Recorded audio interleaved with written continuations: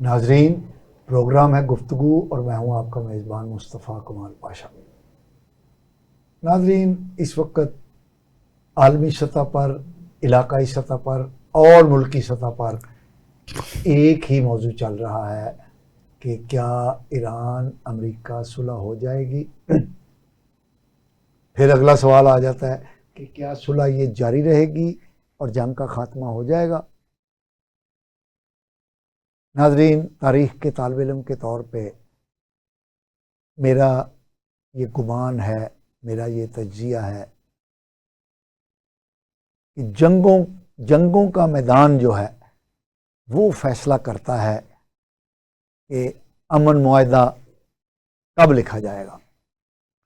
फैसला मैदान जंग में होता है और वो फैसला जो है वो मुज़ाकरात की टेबल पर लिखा जाता है। सरदस्त ईरान और अमेरिका की जंग में अभी फतह और शिकस्त का फैसला नहीं हो सका। ईरान ने जिस तरह जुर्रत, इस्तिकामत और मुकावमत दिखाई है वो बड़ी काबिल सताइश और हैरान कुन है। अमेरिका अपनी तमाम तर बड़ाई के, असले की कुव्वत के, वॉर मशीन के ईरान को घुटने टेकने पर मजबूर नहीं कर सका है। और अमेरिका की तारीख़ है कि वो जंगें ही करता है, फैसला जो मर्जी हो, जंग और जंग और जंग ही उसके मईशत, उसकी सियासत और उसकी सफारत का कॉर्नर स्टोन है। इस मौजू पर हम गुफ्तगू करेंगे। दूसरा, मुस्लिम लीग नवाज की गिरती हुई साख है जिसने नवाज शरीफ साहब को मजबूर किया है कि वो मुतहर्रिक हों। पिछले दिनों उन्होंने पार्टी का इजलास जो है, वो पार्टी का तंजीमी इजलास जो है बुलाया, उसकी सदारत की और उसमें उन्होंने अपनी फ़ालियत का इजहार किया। तो क्या मुस्लिम लीग नून की गिरती हुई साख जो है वो नवाज शरीफ साहब के फ़ाल होने से क्या बहाल हो जाएगी? इस सवाल का जवाब भी हम तलाश करेंगे। हमारे साथ आज एक बहुत सीनियर तज्जियाकारों और सहाफ़ियों का एक डुओ जोड़ा मौजूद है। हमारे दोस्त हैं ये मियाँ हबीबुल्लाह साहब, हमारे साथ शरीक गुफ्तगू हैं जी। मियाँ हबीबुल्लाह साहब पुराने ही नहीं बल्कि पुराने तो बहुत सारे साफ़ी होंगे उम्र के लिहाज से, लेकिन मियाँ हबीबुल्लाह साहब कोना मुश्क किस्म के साफ़ी हैं। ख़बर निकालना, ख़बर देना, फिर उसका नितारा करना, ये इनका शुगल भी है, इनका स्पेशलिटी भी है। हमारे साथ शरीक गुफ्तगू हैं। दूसरे हमारे साथ एक सीनियर तज्जियाकार जो अपना प्रोग्राम भी करते हैं, जनाब इकबाल शाह साहब हमारे साथ शरीक गुफ्तगू हैं। जनाब, वेलकम टू माई शो। मियाँ साहब, ईरान अमेरिका जंग सुलह होते होते रह गई। सही। कहीं ऐसा तो नहीं कि हमने बिला वजह उम्मीदें लगा ली थी कि सेकंड राउंड होगा और सुलह हो जाएगी, और हमने तो ये भी कहना शुरू कर दिया था कि इस्लामाबाद हमने सजा लिया है ट्रंप का इस्तकबाल करने के लिए कि ट्रंप आएगा, उधर से पिशकियान आएगा और जनाब अमन मुआहदा हो जाएगा और फिर सत खैरें हो जाएंगी, सत्ते खैरें हो जाएंगी जी। अच्छा, असल में मुस्तफ़ा कमाल पाशा साहब, बात यह है कि हमने कोई अज्यूम नहीं किया था। हमें कुछ इतलात थी पाकिस्तान को, और ये हमें जो है ना ख्याली पुलाव जो है वो ट्रंप ने पका के दिया था। उन्होंने ऐसे इशारे किए थे कि, और उन्होंने कहा था कि जी कि अगर ये मामला जो है वो किसी हतमी नतीजे पर पहुंच जाते हैं तो फिर मैं इस्लामाबाद आ सकता हूं। तो अगर वो इस्लामाबाद आते तो जाहिर है फिर ईरान के प्रेसिडेंट को भी आना था। तो फिर लेकिन हम तो उससे आगे की उम्मीदें लगाए बैठे थे ना। हम तो सऊदी अरब को भी बुला रहे थे, उर्दवान को भी बुला रहे थे और तुर्किया को भी, और हमने तो फिर पूरा स्टेज लगाना था ना। लेकिन बदकिस्मती के दूसरे राउंड का जो टेबल सजाया था वो हमारा अधूरा ही रह गया, बल्कि कई दिन तो हमारे जो है वो इस्लामाबाद और रावलपिंडी के ट्विन सिटी जो हैं वहाँ के शहरी जो हैं वो अजाब में मुब्तला रहे। सिक्योरिटी इतनी सख्त कर दी गई थी कि लोग वो चिड़िया पर नहीं मार सकती थी, अड्डे हमने बंद कर दिए, और बल्कि वो मीम्स भी बेशुमार उनकी बनती रही कि आप नया हरमज भी बंद है। इधर रावलपिंडी एक ट्रांसपोर्ट अड्डा वो बड़ा मशहूर है, वो भी बंद है जी, पीर बधाई अड्डा भी बंद है जी। तो ये सूरत हाल जो है वो जाहिर है पाकिस्तान ने तो किसी और ख्वाब में ये सारा कुछ हिफ्ज़ मुक़द्दम के तौर पर कर रखा था, लेकिन ऐन वक्त पर जो है मामलात ख़राब हो गए। हालांकि पाकिस्तान की जो अस्करी क़यादत है और पॉलिटिकल क़यादत, ये दोनों ने अपने तौर पर बड़ी कोशिश की। जो मुज़ाकरात से पहले ईरान का भी दौरा किया, सऊदीया, तुर्किया और कतर का भी दौरा किया, और इसके साथ साथ हम वक्त जो है वो वाशिंगटन के साथ भी जो है वो राब्ते में रहे, और काफ़ी चीज़ें जो हैं वो हमने मैनेज कर ली हुई थी। लेकिन ऐन वक्त पर जो है वो अमेरिका की जानिब से जो आपना हरमज़ की नाकाबंदी ख़त्म ना करने और ईरानी जहाज़ को टारगेट करना जो है ना वो बहुत बड़ी हमाकत थी। लेकिन मेरा ख्याल है कि शायद अमेरिका भी चाह नहीं रहा। आपने अपने इंट्रो में एक बहुत ज़बरदस्त बात की है, और मिथ भी वही है। ये सारे जितना सिनेरियो बना हुआ है ना कि अभी किसी की फतह और शिकस्त का जो है ना वो ऐलान नहीं हुआ, अभी दोनों को ज़ूम है कि वो एक दूसरे को खा जाएंगे, अभी दोनों को जो है वो ये ज़ूम है कि हमने एक दूसरे को फंसा लिया है। अमेरिका जो है ना जाहिर है वो बड़ी ताकत है, और पंजाबी कहते ना तगड़े दे 7 मियां 100 होंदे ने, वो उसके लिए कोई असूल ज़ाब्ता नहीं होता। और हालांकि हमने सारी जितनी एक्सरसाइज की है ये अमेरिका की ख्वाहिश पर की है, और हमने बड़ी जिद्दोजहद के साथ दोनों को बिठाया। ईरान किसी पे अब जो है वो इत्माद करने के लिए तैयार नहीं था, और ये पाकिस्तान का ही खासा था कि पाकिस्तान ने उन्हें जो है वो इत्माद दिलाया, और पाकिस्तान में उनको इज्जत दी, और पाकिस्तान ने उनको गारंटी दी कि आप बेफिक्र होकर पाकिस्तान में आए।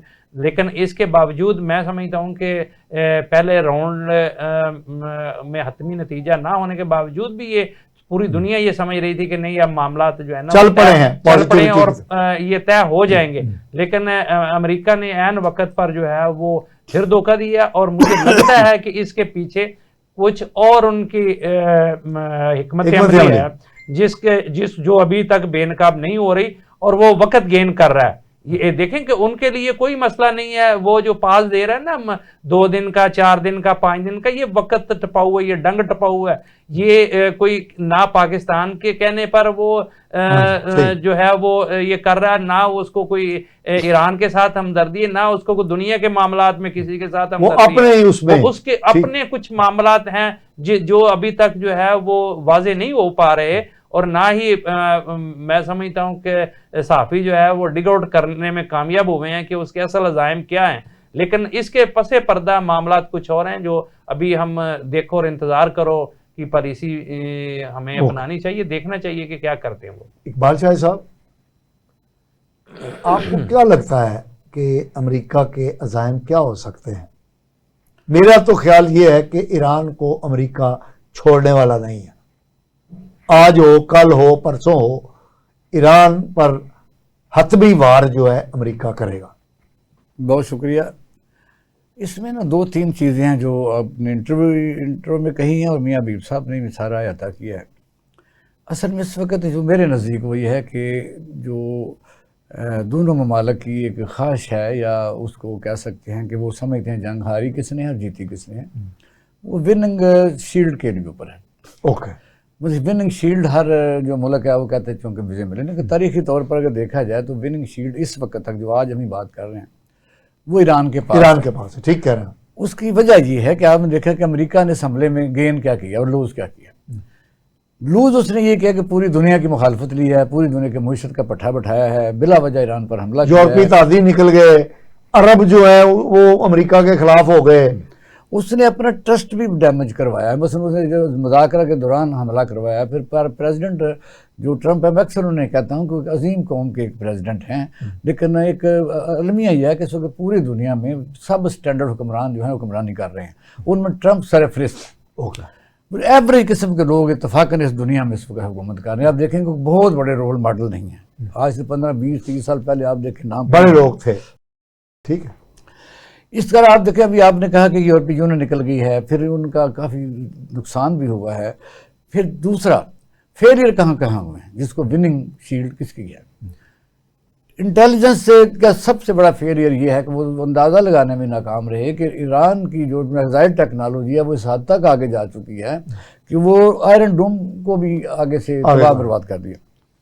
फिर ये भी उनकी स्ट्रेटजी नहीं थी, या ये उनका 2-3 दिन का मसला था जब उन्हें ब्रीफिंग दी गई कि आपने हुरमज़ भी है, उसने की ज़रूरत नहीं पड़ेगी, और वो भी उसमें नाकाम रहे। ठीक, ये पूरी लिस्ट है एक बहुत बड़े 26। अच्छा, आपकी बात बड़ी होती है मियां साहब, वो उनका सबसे बड़ा बदमाश जो त्यारा बरदार जहाज था इब्राहिम लिंकन, उसको ईरानियों ने फड़का दिया। तीसरे नफ्सियाती पहलू में जो शिकस्त हुई वो ये है कि अमेरिका का हमेशा ये रहा है, उस मुल्क में पहले अनार्की फैलाता है, फिर ग्रुप खड़े करता है, फिर रिजीम चेंज करता है, और उसके बाद फिर रिजीम चेंज हो ही जाती है। ठीक है। और वो पूरी मेन क़यादत को शहीद करने के बावजूद रिजीम चेंज ना कर सका। ईरानियों ने एक मुठ होने का सबूत दिया है। दूसरा, ईरान ने क्या गेन किया, ईरान ने एक मजलूमियत गेन की, रेजिस्टेंस गेन की। ठीक है। और फिर ये है कि पूरी दुनिया में उन्होंने जो पूरी दुनिया को पैगाम दिया कि खड़े हुआ जा सकता है, और रोका। इसको विनिंग शील्ड कहते हैं इस वक्त तक। ठीक है, दुरुस्त कह रहे हैं। अब आगे क्या होगा? आगे ये है कि जिस तरह तमाम लोग कह रहे हैं आज भी, बस मुख्तलिफ ख्यालात के बंदे, कोई प्लांटेड हैं, कोई किस्म के लोग बातें, CNN है वगैरह वगैरह, वो भी उनको सपोर्ट कर रहे हैं। ये जिसका नाम आपने लिया उसको प्लांटेड में रखा है कि दूसरे में रखा है आपने? मैंने आज अभी प्रोग्राम कामरान खान सुना, मैं तो उनको भी इसी तरह प्लांटेड कहूँगा। अच्छा। बस ईरान की वो ये कह रहे हैं कि ईरान की मईशत तबाह हो गई है। हालांकि दूसरी तौर पर देखा जाए तो मईशत तबाह जो है वो हमारे 3000 जहाज इस वक्त कराची की तरफ डाइवर्ट कर रहे हैं। अच्छा। इस वक्त सेकंड जो लाइफ लाइन है वो समुंदर की जारी है। इसलिए अमेरिका को वो जो अपने तौर पर ट्रंप ने कहा 500 मिलियन जो है रोजाना नुकसान हो रहा है, उसका कोई लेना देना नहीं है। 40 साल की सैंक्शन के बावजूद जो खड़ा रहा है, और अपने बहुत बड़ी कामयाबी है, बहुत बड़ी कामयाबी की। और दूसरा ये है कि उन्होंने अमेरिका ने इस जंग में अपने जो मिडल ईस्ट के दोस्त हैं उनको सोचने पर जरूर मजबूर कर दिया, बेशक उनकी जरूरत अभी भी रहे कि ये हमारी हिफाजत नहीं कर सक रहा। और फिर ये खतरा भी पैदा हो गया कि जब ईरान ने कल कहा है कि अब हम डायरेक्टली तेल अवीव और उन मुल्कों के उन बेसिस पर डायरेक्ट हमला करेंगे वहाँ से गैर मुल्की शहरी निकल जाएं, ये बड़े हौसले की बात होती है, हौसला जीतता है। दूसरी है कि पाकिस्तान के आर्बिट्रेशन या जिसको हम सालसी कहते हैं, पहले तो फैसिलिटेशन थी, अब हम उसको जब सालस का नाम देते हैं तो सालस, इसको आप कैसे, पाकिस्तान की जो फॉरेन पॉलिसी है ये बिलाशुबा इस वक्त पूरी दुनिया में बेहतरीन गिनी जा रही है। वो इसका एक लफ्ज़ है time gaining. Pakistan time gain किया, दुश्मन ज़्यादा नहीं बनाए। उसमें आगे पीछे चीज़ होती रहती है, वो पूरी दुनिया को पता है कि ट्वीट दर ट्वीट कहाँ से आती थी, कहाँ से जाती थी। लेकिन इसके बावजूद, तनकीद के होने के बावजूद, पाकिस्तान ने जो रोल अदा किया है, पाकिस्तान ने एक मेन लीडरशिप का रोल अदा किया, पाकिस्तानी हुकूमत और आर्मी चीफ ने, इसमें बिल्कुल कोई मुबालगा नहीं है। आगे किन इम्तिहानों से हम गुजरेंगे वो आगे बात इसलिए आ रही है कि जब आप पर ज़्यादा डिपेंडेंसी या होप होती है तो फिर आप फंसते भी जाते हैं ज़्यादा। गड़बड़ अगर होगी तो उसका फिर आपको बोझ लेना पड़ेगा। इसी दौरान हमने जो डिफेंस एग्रीमेंट सऊदी अरब के साथ किया, हमने कहा शेयर कर दिए, इम्प्लीमेंट कर दिए। अब कतर भी कह रहा है अगर कल को ऐसी की सूरत होती है तो फिर मैं कहता हूँ कलेक्टिव विजडम की ज़रूरत है। पाकिस्तान के हुक्मरानों को भी ये इसी तरह की पूरी दुनिया जैसा थिंक टैंक होते हैं, पूरी दुनिया में डिबेट्स होती है, वो गुस्सा नहीं करते, वो बात करते हैं।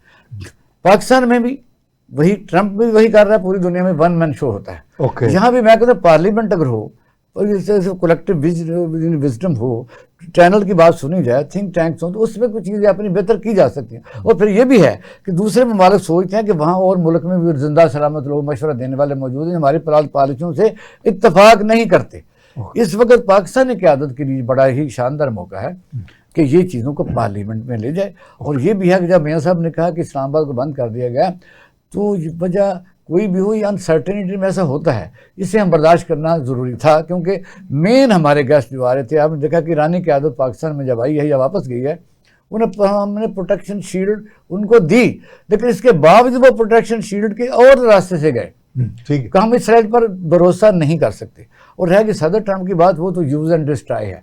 पाकिस्तान में अयूब खान से लेके आखिर तक अभी ये रजीम चल रही है, ना उन्होंने बख्शा ज़िया को, ना उन्होंने मुशर्रफ को बख्शा, और फिर यह कि पाकिस्तान के जुल्फ़िकार भुट्टो साहब जिन्होंने चाइना का या खां के दौर में जो कंडक्ट कराया था उनको भी नहीं बख्शा। यानी फ्रेंड्स नॉट मास्टर पर लिखी गई हैं। तो इसलिए मैं समझता हूँ अमेरिका तो दोस्त है ही नहीं किसी का, वो फर्स्ट पे देन वो कहता है काम करो, काम के बाद कहता है कि वी हैव पेड। अच्छा मियाँ साहब, आप ये समझते हैं, शॉर्टली बताइए कि क्योंकि ट्रंप ने तो 72 घंटे की दे दी है जी कि भाई 72 घंटे के बाद बातचीत शुरू हो जाएगी, ये हिकमत अमली है या वाकई ही शुरू हो जाएगी? क्योंकि पेट्रोल की कीमतें आलमी मंडी में आहिस्ता आहिस्ता ऊपर जानी शुरू हो गई हैं। असल में ना मुझे जो लगता है ना, ये बीबीसी ने खबर भी ये दी है कि और उनको उन्होंने ऑब्जर्व किया है जो स्टॉक मार्केटें बयानात की वजह से ऊपर नीचे हुई हैं, तो मेरा ख्याल है कि इसमें बहुत बड़ी दिहाड़ियाँ लगी हैं। जिस तरह हम यहाँ कोई छोटे मोटे सड़क निकाल के दिहाड़ी लगा लेते हैं ना, तो अमेरिका ने भी मेरा ख्याल है कि वो उन बयानात से ना बहुत बड़ी बड़ी दिहाड़ियाँ लगा ली हैं, इसमें कोई शक नहीं है।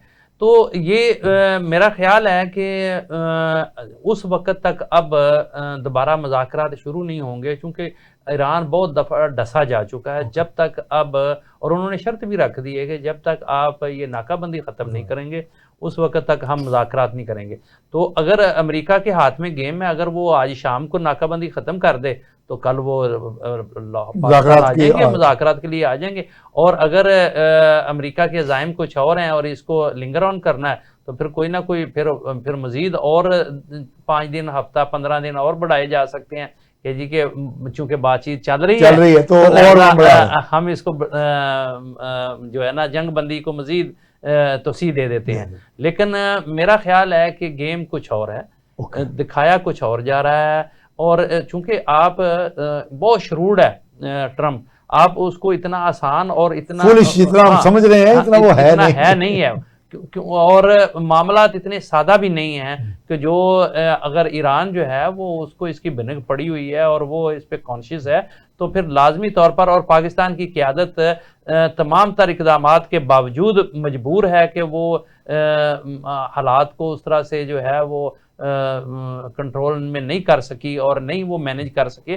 तो इसका मतलब यह है कि इसके पीछे कुछ बहुत बड़े कुछ और मामलात हैं जो अमेरिका चाह रहा है। और वो उन्होंने अपनी जो है ना, देखें जब जंग शुरू होती है ना तो वो हालातों वाक़यात के साथ साथ, एक तो पहले जो जिस मुल्क ने, चूंकि ईरान पर तो मुसल्लत कर दी गई थी, लेकिन अमेरिका ने इसका जो है ना पेपर वर्क जो तैयार किया होगा उसमें 1, 2 प्लान, वो जाहिर है उन्होंने कई प्लान बनाए होंगे। तो वो, और फिर कई दफ़ा ऐसे भी होता है कि हालात और वाक़यात कुछ और ही नहज इख्तियार कर जाते हैं, फिर उन जो सोची नहीं होती, उसके मुताबिक बनाना पड़ जाता है, मामलात को जो है ना चलाना पड़ जाता है। तो मेरा ये ख्याल है कि चूंकि आबनाए हरमज़ बंद करने से जो है वो पूरी दुनिया तिलमिला उठी। ये एक एटम बम से मैं समझता हूँ इस वक्त बड़ा वेपन जो है आबनाए हरमज़ है। तो वो पहले उन्होंने वही जो ईरान ने किया था बिल्कुल, ये अब उन्होंने पहले वो खुलवाने के चक्कर में था, अब करवाने के चक्कर में है। तो वो और इसके साथ साथ उनको तो नजर आ गया। तो ये तो एक टूल की सूरत में अगर मैं यहाँ अपना इन्फ्लुएंस रखता हूँ तो बहुत बड़ा एक तो मुस्तकिल रोजगार है ये, ठीक है। तो मेरा ख्याल है कि उसकी ये भी ख्वाहिश होगी कि मैं भी यहाँ से अपना हिस्सा वसूल करूँ। तो अब उसके लिए जो है ना हालात पैदा किए जा रहे हैं, इसलिए लिंगर ऑन किया जा रहा है। जी मियां साहब, ये बात ठीक है, लेकिन आप देखें ना कि हम तो अपनी हुकूमत की उन पॉलिसियों के इसलिए हक में हैं कि इस वक्त पूरी कौम को यही करना चाहिए। एडवाइस के साथ साथ हमारी फौज पाकिस्तान, जहाँ हमारी जो इस वक्त सिटिंग गवर्नमेंट है, तो मैं समझता हूँ कि लेकिन इतनी कमज़ोरी ज़रूर है। जो लोगों के सवाल आ रहे हैं वो आपको बता देते हैं। वो कहते हैं कि अगर बार बार हमें कहा जा रहा है कि आप ईरान से कहें कि हरमज़ खोलें, तो आप जो ट्रंप को क्यों नहीं कहते कि वो भी खोलें, हम एक को क्यों कहते हैं? यानी ये है कि ये स्ट्रेटजी कोई भी है वो सवालात की ज़ात में है। अच्छा, दूसरा इस वक्त जो पाकिस्तान में ऐसा समझता हूँ कि जब हम कहते हैं ना कि तनकीद होती है पोलिटिकल और तरह की होती है, पाकिस्तान इस वक्त बड़ी दुनिया की नज़रों में बाकायदा तौर पर हमें अपनी हिफाजत भी करनी है। दुश्मन बड़ा हमारे सर के ऊपर बैठा है। आपने देखा अभी इंडिया की तरफ से आपको ये कल जो मिशन संदूर उनका वो कल पहलगाम का वाक़े की कल डेट थी, उसकी वो कर गया, वहाँ से भी हमें ख़तरा जो है वो बाकायदा तौर मौजूद है। इसलिए पाकिस्तान के लिए बड़ा ज़रूरी है कि विजिलेंटली वो वाइजली इसको टाइम गेन करे, और अभी तक तो टाइम गेन किया जा रहा है। हमें ये चाहिए कि ज़ाहिर है जो चीज़ हम देख रहे हैं वो उतनी देख रहे हैं जितनी हमें नज़र आ रही है, और जो चीज़ें नज़र आती हैं वो ऐसी होती नहीं। असल में जो गहराई में चीज़ें हैं उनको भी देखना चाहिए। नाजरीन, हमारी माहिरीन की मालूमात अफरोज़ बातें जारी रहेंगी, हमारे साथ रहिए।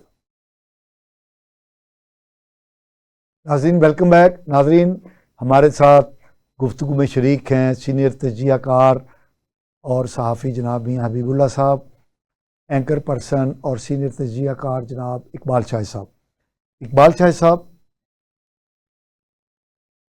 मुस्लिम लीग की इत्तेहादी हुकूमत अच्छे काम भी कर रही है, मरकज़ में भी पंजाब में भी, लेकिन बिजली, गैस, पेट्रोल और टैक्सों के मामले में मरकज़ी हुकूमत ने अवाम का जुलूस निकाल दिया है, इसमें तो कोई दूसरी राय नहीं है। फिर पंजाब हुकूमत जो है वो कई अच्छे काम करने के साथ साथ उसने कई अवाम कुछ काम किए हैं जिससे अवाम में नफ़रत पैदा हुई है, और बैसियत मजमूई एक तासुर ये है कि मुस्लिम लीग की जो पजीराई है, मुस्लिम लीग की जो अवामी मकबूलियत है, उसका ग्राफ नीचे जा रहा है। इसको देखते हुए, इस तासुर को देखते हुए मियां नवाज शरीफ साहब ने एक बार फिर मुतहर्रिक होने का फ़ैसला किया है, और उसके सबूत के तौर पर उन्होंने ये 2-3 दिन पहले जो है वो पार्टी की मीटिंग बुलाई, और उसमें उन्होंने मतलब सबूत दिया कि वो अब इस सीट पर बैठकर काम करेंगे। आप क्योंकि पुराने ब्यूरोक्रेट भी रहे हैं, आपको कार्य सरकार का भी तजर्बा है, और आप सहाफ़त में भी एक्टिव हैं, तो आपको क्या लगता है कि पॉलिसियाँ यही रहें, आवाम को आप निचोड़ते रहें, स्क्वीज़ करते रहें, चाबी देते रहें, और फिर मियां नवाज शरीफ साहब आकर तो मामला ठीक कर देंगे? आप खुश फहमी मुझे समझ नहीं लगी कि आप कहा कि वो इस मैदान में आ गए हैं। इस वक्त जब से वो यहाँ मौजूद हैं, जब वो जीते हुए हैं, या जिस वक्त MN थे, उन्होंने 2-4 दफ़ा असम्बली में उस वक्त गए हैं जब कुछ 26 तरमीम हुई है, 27 में हुई है, उनका आवाम से कोई लेना देना। जी बिल्कुल। इस वक्त जो मुस्लिम लीग के फेडरल मिनिस्टर्स हैं, प्रोविंशियल मिनिस्टर्स हैं, MPs, MN, उन्होंने कई 100 गज दूर भी नहीं देखा मियां नवाज शरीफ साहब को इन दिनों, जब से हुकूमत आई है। जो अवामी शिकायत होती हैं वो पब्लिक नुमाइंदा जो उस इलाके का कॉन्स्टिट्यूंसी का होता है उसके थ्रू पहुँचते हैं लीडरशिप के तहत। अवामी नुमाइंदा भी कहीं नहीं है, अवामी नुमाइंदा किसी को मिलता ही नहीं है, क्योंकि उसे पता है उसके पास है पल्ले का खरी है। इस वक्त चारों सूबों में 1 मैन शो पार्टीज की हुकूमत चल रही है, उनमें जो चीफ एग्जीक्यूटिव जिसको आप प्राइवेट लिमिटेड फर्मों के MDs कहते हैं, मैं तो इस तरह कहता हूँ ये प्राइवेट लिमिटेड फर्मों के MDs हैं, अवाम से कोई लेना देना नहीं है। ये जो कास्मेटिक किस्म के आप तरक्की करते देख रहे हैं, ये इसको छोड़ दे, पहले तो पेट में रोटी डालो ना, ठीक है। वो ज़राअत तबाह बर्बाद है, और आप देखा ये ट्रैक्टर स्कीम निकाली है, वो मुझे टेलीफोन अभी आया था कि इस 5 लाख रुपए की सब्सिडी ले ना लें, आप इन्वेस्ट कर लें। तो मैं कहा ट्रैक्टर तो बिक नहीं रहे थे इसलिए कि डीजल महंगा है, तो 5 लाख की सब्सिडी लालच में आके आप 35 लाख का ले रहे हैं ट्रैक्टर, एक्चुअल कीमत उसकी 20 लाख है, तो ले कौन रहा है? ये सिर्फ कारोबार गवर्नमेंटें कर रही हैं, इन पर पल्ले कुछ नहीं है। दूसरा यह है कि मियां नवाज शरीफ साहब का इस्लामाबाद में जाना, वो गिलगित बिल्तिस्तान की सीटों के लिए गए थे, वहाँ इलेक्शन हो रहे हैं, एक्टिव हो गए ना, मकसद किस तरह एक्टिव हो गया? कोई एक्टिव नहीं हुए। अच्छा, वो अगर मैं बात करूं तो मैं और तरह की खबरें मेरे पास मौजूद हैं। पहली बात तो यह है कि ये जो आपका इस्लामाबाद सजाया जा रहा था ट्रंप के आने का या जेड वैंस का ही, मियां साहब की वहाँ मौजूदगी सिर्फ उस ऑप्शन को अवेल करना था अच्छा, ओके। अच्छा, उनमें ज़ाहिर है जब as a leader of the main party जिनकी हुकूमत है पंजाब में भी और वफाक में भी, उन्होंने उसका ऑप्शन लेना था, वहाँ मुलाकात करनी थी। अच्छा, आप अच्छा, ओके। दूसरा ये है कि जो डेवलपमेंट है, मुझे बताइए कि डेवलपमेंट क्या, मियां नवाज शरीफ साहब हमारे तो बड़े प्यारे हैं, मेरे तो लीडर भी हैं, तो मैं तो बड़ा प्यार करते हैं मुझसे, उनका क्या काम है वहाँ जाके इस तरह की चीज़ें करना? वहाँ तो कोई किसी को पूछते नहीं। वज़ीर नहीं, दाखिला पार्टी तो उनकी है ना, अगर उसका उसकी तासुर नीचे जा रहा है, पार्टी बदनाम हो रही है, तो ये तो बुनियादी तौर पे नवाज शरीफ। मियां नवाज शरीफ को इस्लामाबाद जाना चाहिए था, जहाँ सैकड़ों हज़ारों मकानों को गिराया जा रहा है, जहाँ वज़ीर दाखिला एक पार्क बनाने के लिए वो सारा जो 200 साल के लोग बैठे हुए थे जिन अमाम बरी सरकार के साथ, वहाँ ग्राउंडें बन रही हैं जब वगैरह वगैरह बन रही हैं। लैंड रेवेन्यू एक्ट जो अंग्रेज बनाया गया था, जो काफर बनाया गया था, 12 साल बाद अगर सरकारी ज़मीन पर कोई आदमी भी बैठा हुआ तो उसी की होती है। अच्छा, ये रूल है। है। नाजरीन, ये मियां साहब बड़ी प्यारी बात कर रहे हैं कि 12 साल अगर सरकारी जमीन पर आप काबिज हो जाएं तो आप मालिक हो जाते हैं। उस पर कोई किसी अदालत में केस नहीं किसी ने किया कि ये मेरी मलकी सूबाई हुकूमत भी कर सकती है, लेकिन पाकिस्तान जजों ने प्रेसिडेंट सेट भी किए हुए हैं माशाल्लाह। एक कनाल लेने के लिए मार रोड लाहौर सैमन क्लब के कोने पर है, किसी जज का घर है, फौत हो गया, एक के लिए उन्होंने कहा जी जब मर्जी रिकॉर्ड सही किया जा सकता है। मसला ये कि हम हैं जिसको हम अल्लाह ताला के आखिर नबी की उम्मत है ना, हमने क्या करतूत हमने की है। मुझे बताइए कि जब इस्लामाबाद बना भी नहीं था तो वो तो वहाँ के लोग रहने वाले हैं, हज़ारों मकान आप गिरा, वहाँ मियां नवाज शरीफ तक जाना चाहिए, रोकना चाहिए था। वज़ीर दाखिला का क्या क्या काम है जी डेवलपमेंट में, मुझे बताइए। अच्छा, इसको आगे चल जाए, आपने मियां साहब की बात की, मियां साहब हालात रहें, तंदुरुस्त रहें, हम उनकी दुआएं हमारी तो उनके साथ हैं। ये वजह का और भी है, पार्टी के अंदर किसी की नज़र वज़ीर आला के ऊपर है, किसी की नज़र इस्लामाबाद के ऊपर है। अच्छा, जगह लेने के लिए। मैंने फिक्रा इतने कहना था। अच्छा, वजह ये, इससे अवाम क्या कहते लेना देना, एक्टिव है। जो रह गया आपने ग्राफ नीचे जा रहा है, ग्राफ की किसी को क्या परवाह है, आंसरेबल ही नहीं है। मुझे बताइए जितनी डेवलपमेंट हो रही है इस वक्त, आप जो आपकी कारपोरेशन मौजूद है, म्यूनसिपल कमेटियाँ मौजूद हैं, उनके हज़ारों लाखों मुलाजिम तनख्वाह ले रहे हैं ना, तो अगर ले रहे हैं तो उनसे काम क्यों नहीं लेते? आपने वेस्ट मैनेजमेंट पता है कि 27 तहसीलों का फिर बता रहा हूँ जो मुल्तान डिवीजन में है, 90 या 80 अरब रुपए का ठेका है। ये जो आप जो सफाई हो रही है क्लीन पंजाब, ये क्या है? ये मुझे बताइए क्या है? ये ठेकेदारी सिस्टम है, पता करें जाके, ये ठेका किसने लिया हुआ है ये पता करें जाके। माय डियर सर, ये कारपोरेशन वाले आराम से बैठे और आज कल 1.5 लाख बंदे का ये अखबार में आया कि बंदों को निकाला जा रहा है। बेरोजगारी आगे बहुत ज़्यादा है, कैपेसिटी ऑफ परचेज है कोई नहीं, कारोबार है कोई नहीं, नौजवानों के पास फ्यूचर कोई नहीं, तो किस बात के लिए मियां नवाज शरीफ क्या कर लेंगे? वजह यह है कि आपने अवाम के मतलब कौन सी पॉलिसी बनाई है? अच्छी सड़क बनाना चाहिए। अब अगर आपको कोई एक तोला सोना है या पैसे हैं तो पहले कैंठा बनाएंगे या रोटी नहीं खरीदेंगे। ठीक है मियां साहब, इकबाल शाह साहब ने तो फटा उठा दिया।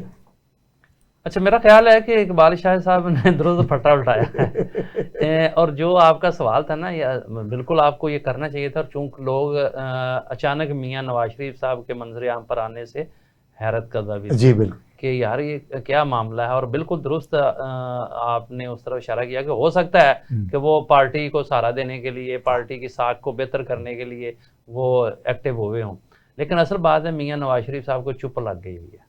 अच्छा, एक तो साख मुस्लिम लीग नून की जो है ना, वो 2016-17 के बाद ना वो बहाल नहीं हो सकी। ओके, ठीक है, और अभी तक कोशिश कर रहे हैं कि मामला संभाले जाएं, लेकिन मामला संभाले नहीं। हुकूमत उनकी है इस वक्त, देखना दो जंगों में पाकिस्तान का अजीम किरदार है। एक तो हमने इंडिया से फतह हासिल की, इसके बावजूद बतौर पॉलिटिकल पार्टी जो है ना मुस्लिम लीग नून, वो वाला अपनी साख नहीं बना सकी जो कि होनी चाहिए थी एक फातेह कौम को जो होती है।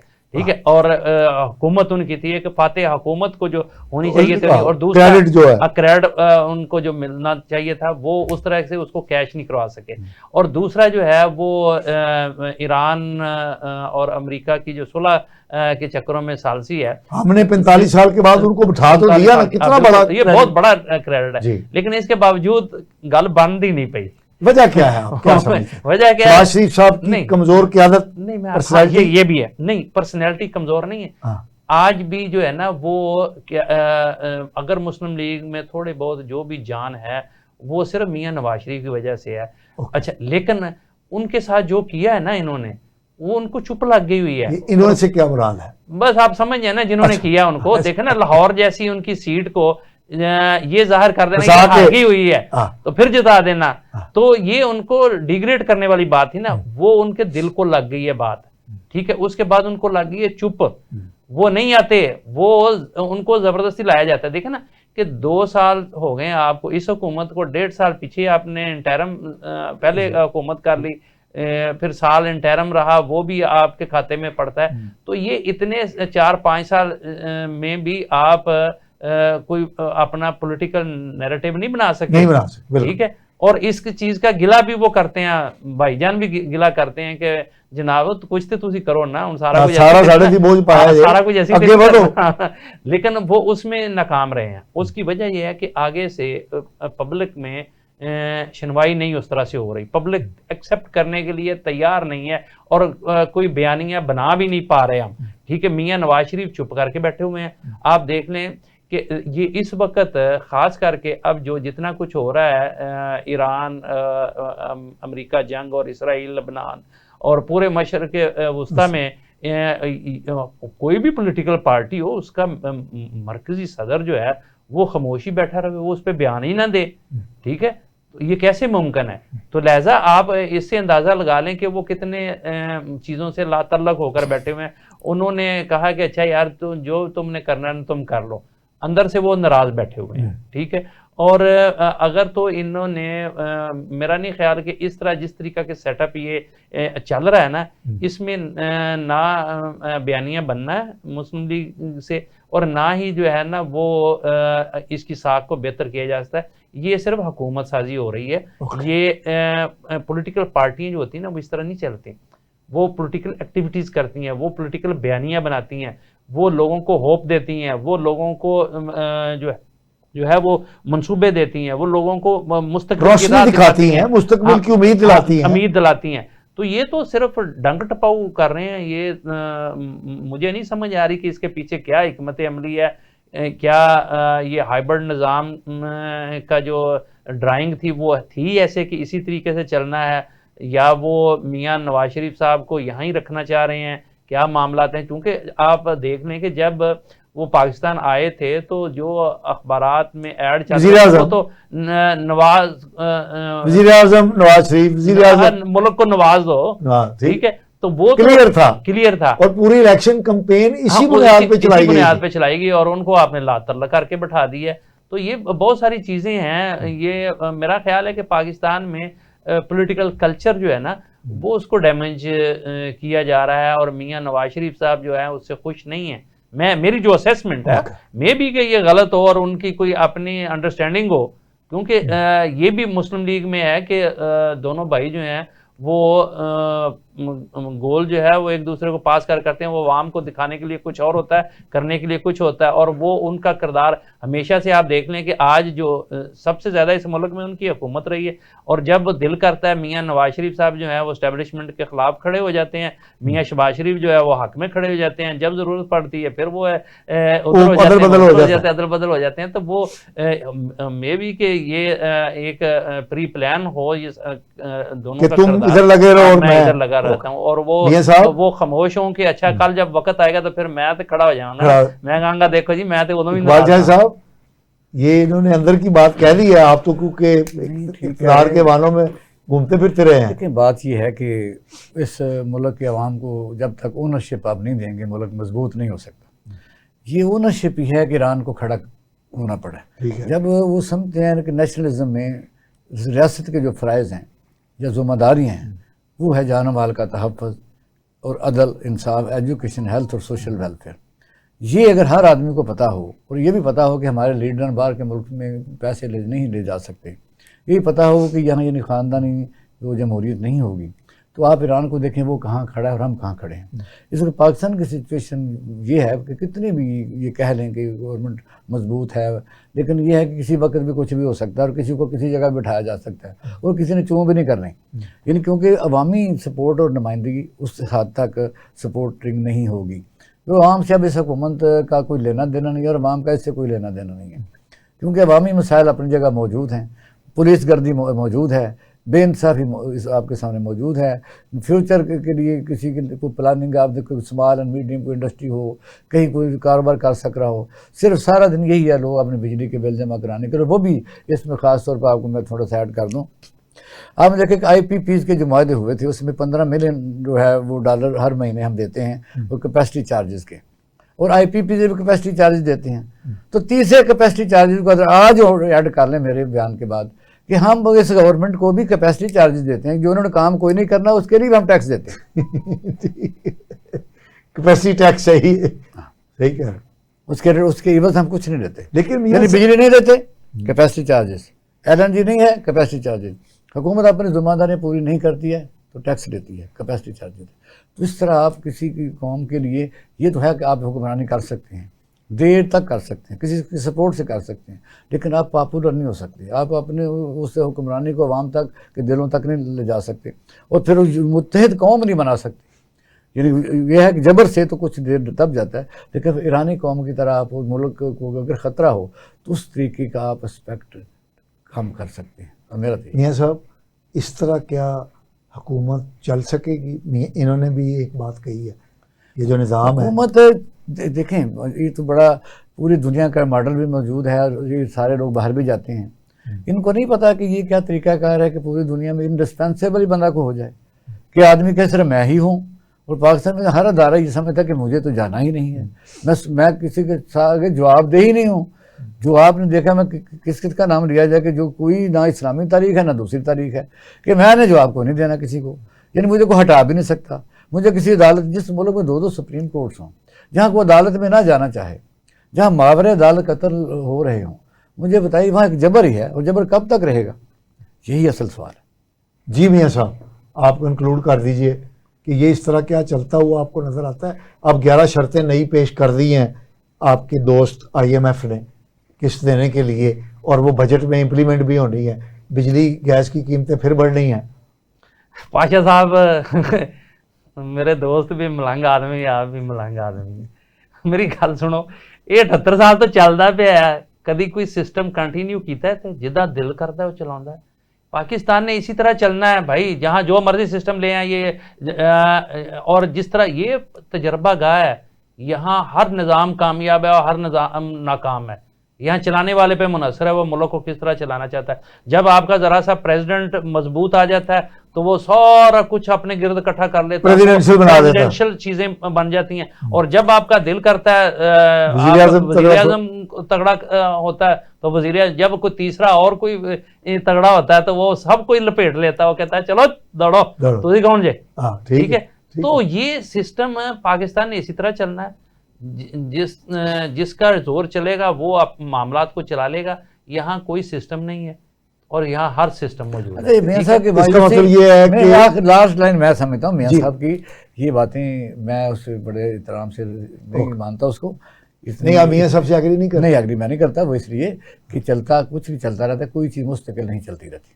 नहीं, दुनिया में बहुत सारी चीजें मुस्तकिल चल रही हैं। दुनिया के बेशुमार मालिक ऐसे हैं यहाँ बादशाहत का बड़ी जबरदस्त तरीके से चल रही है। बेशुमार चीजें हैं, बेशुमार मुल्क है जहाँ प्रेसिडेंशियल फॉर्म ऑफ गवर्नमेंट चल रहा है, बेशुमार मुल्क ऐसे हैं वहाँ डेमोक्रेसी चल रही है। लेकिन बहुत सिस्टम है, आपके पाकिस्तान में तो सिस्टम ही नहीं है। आप मायूसी फैला रहे हैं। सुने जी, यूनानी तहजीब लगाएं, वो डाउनफॉल हुआ स्पार्टा पर हमला करके, रोमन एम्पायर ख़त्म हुई, इसके बाद जंग अज़ीम 2 में जापान और जर्मन ख़त्म हुए, आखिर में रूस ने मिस एडवेंचर किया, इतना मजबूत मुल्क इंडिया ने किया, अब अमेरिका कर रहा है। आप एडवेंचरिज्म पे ना लेके जाए, आप सिस्टम पे बात करें, लेकिन आप या तो पाकिस्तान में पार्लिमानी जमहूरियत या प्रेसिडेंशियल फॉर्म ऑफ गवर्नमेंट ले, या आप यहाँ डिक्टेटरशिप ले, कोई एक खालिस तो चीज दे देना पाकिस्तान को। कोई सूरज लंबा हो सकता है, हर चीज में डूबना है, ये सिस्टम बदलेगा, सिस्टम ठीक है बदलेगा। ये ऐसे हर घंटे बाद सिस्टम बदलिया करेंगे और हर 5 साल बाद या 2 साल बाद ये ठीक है। लोगों को मायूसी फैला रहे हैं, मैं नहीं मानता। आपने हमारे माहिरीन की गुफ्तगू सुनी, सर्द और गर्म बातें सुनी। बात इकबाल शाहिद साहब भी ठीक कह रहे हैं और बात मियां हबीबुल्लाह साहब भी ठीक कह रहे हैं कि ये सिस्टम जो है 77-78 साल से जैसे चल रहा है, इसमें कोई तब्दीली हमें आती हुई नज़र नहीं आ रही। इकबाल शाह साहब कह रहे हैं कि तब्दीलियाँ होती रही हैं, उनकी बात भी ठीक है, तारीखी एतबार से तब्दीलियाँ होती रही हैं, लेकिन सरदस्त मियाँ हबीबुल्लाह साहब के बकौल तब्दीली नज़र नहीं आ रही है। नाज़रीन, अगले प्रोग्राम तक के लिए अपने मेज़बान मुस्तफ़ा कमाल पाशा को इजाज़त दीजिए। अल्लाह ने के बाद।